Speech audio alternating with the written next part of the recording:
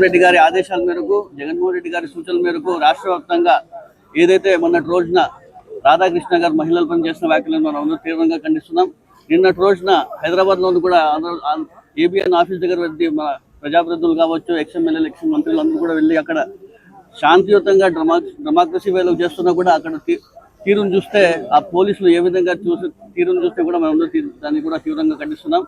జగన్మోహన్ రెడ్డి గారు 3 ప్రాంతాలు అభివృద్ధి చెందాలా, 3 ప్రాంతాలు అభివృద్ధి చెందితే అక్కడ ఉన్నటువంటి ప్రజలకు భవిష్యత్తు బాగుంటుందని చెప్పేసి, దాదాపుగా 60 లక్షల మంది ఉన్నటువంటి ప్రజలు అక్కడ అందరూ బాగుంటుందని చెప్పేసి ఒక ప్రతిపాదన తీసుకొస్తే, ఆ ప్రతిపాదన బాగుంది అని చెప్పేసి రాష్ట్రమంతా చర్చ జరుగుతుంటే, ఎట్టి పరిస్థితుల్లో దీన్ని డైవర్షన్ పాలిటిక్స్ చేయాలని చెప్పేసి చంద్రబాబు నాయుడు గారు రాధాకృష్ణ గారు చెప్పడం, రాధాకృష్ణ గారు చేసిన వ్యాఖ్యల్ని మనం తీవ్రంగా ఖండిస్తున్నాం. ఈరోజు వైఎస్ఆర్సీపీ నాయకులపైన, మహిళలపైన, వాళ్ళ భార్యలపైన ఈరోజు చేసిన వ్యాఖ్యల్ని మేము తీవ్రంగా ఖండిస్తున్నాం. జర్నలిజానికే ప్రజలందరూ కూడా ఏది ఇలా మాట్లాడుతున్నాడు అని చెప్పి అసహించుకునే విధంగా ఈరోజు రాధాకృష్ణ గారు చేస్తున్నారు.